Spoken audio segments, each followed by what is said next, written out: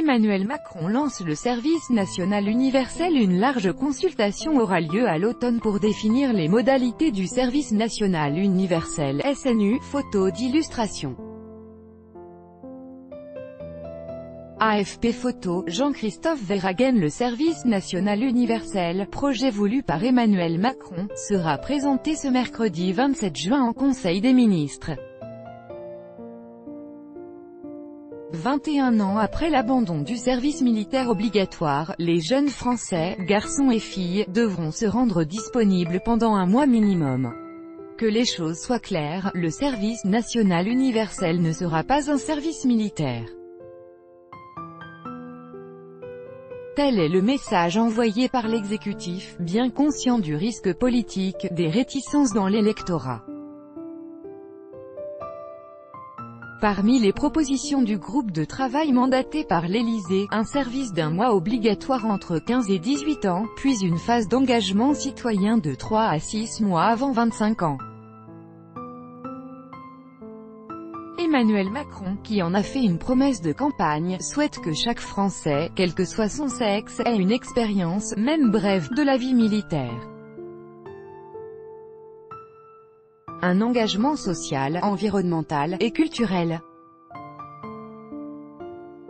Pas de tri, pas d'apprentissage du garde à vous, mais une façon de revenir sur la décision de Jacques Chirac en 1997 de supprimer purement et simplement ce rite de passage, ce monument républicain héritier de la Révolution. Pour Annie Crépin, maîtresse de conférences en histoire contemporaine et auteure de l'histoire de la conscription, ce projet de rétablir un engagement citoyen à la jeunesse répond à la fois à la crainte d'une fracture sociale et une certaine nostalgie.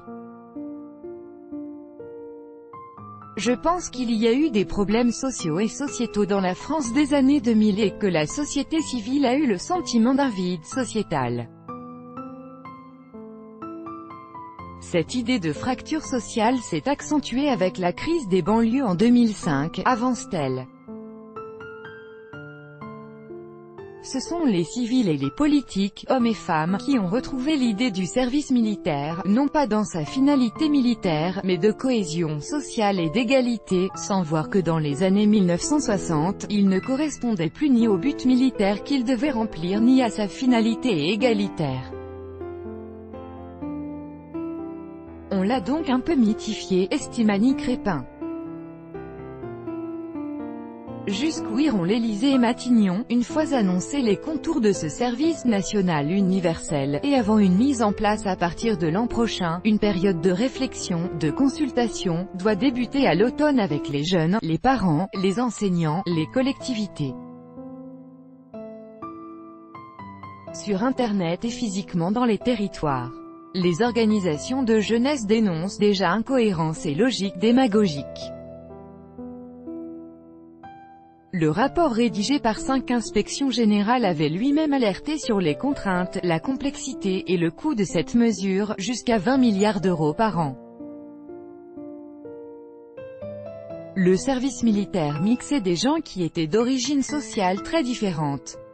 Aujourd'hui, il n'y a pas tellement d'ouverture à l'autre encadrée par l'État.